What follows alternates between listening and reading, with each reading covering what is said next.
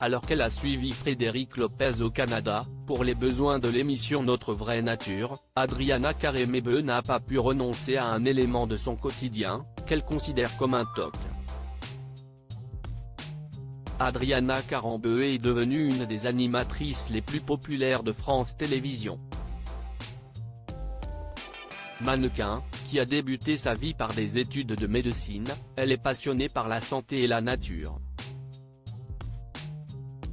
Si est tout naturellement qu'elle a été choisie pour co-animer les pouvoirs extraordinaires du corps humain aux côtés de Michel Simès depuis de longues années. Désormais, sa légitimité sur ce type de sujet n'est plus à faire. Et s'il y a bien un domaine dans lequel la mannequin d'origine slovaque est pertinente, c'est l'alimentation. Ma mère était nutritionniste. À l'origine, elle était médecin puis elle s'est spécialisée dans la nutrition.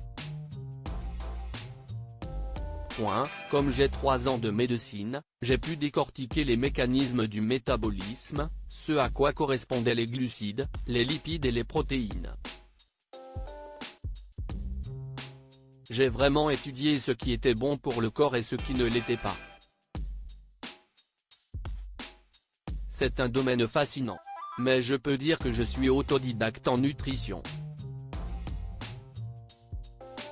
Ensuite, ce qui a affiné mes connaissances, c'était les émissions que j'avais avec Michel Simès. On décryptait toutes les nouveautés en termes de médecine, de nutrition, de sport, de bien-être.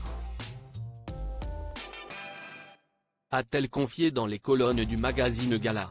Si est bizarre, celle qui se revendique volontiers comme curieuse prouve qu'elle a de la ressource dans chacun des programmes auxquels elle participe.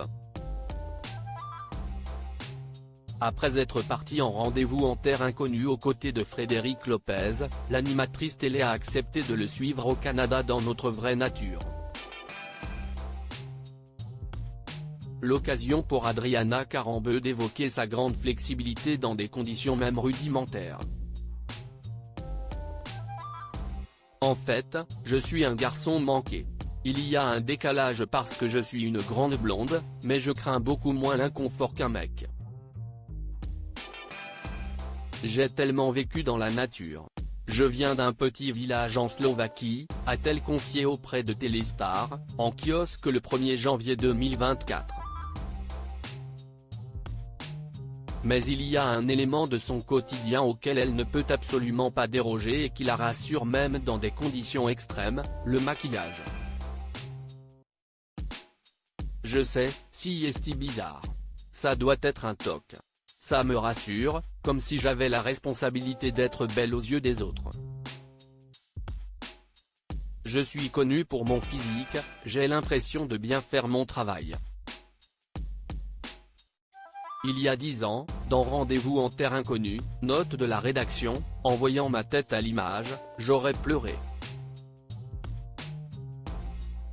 A-t-elle détaillé.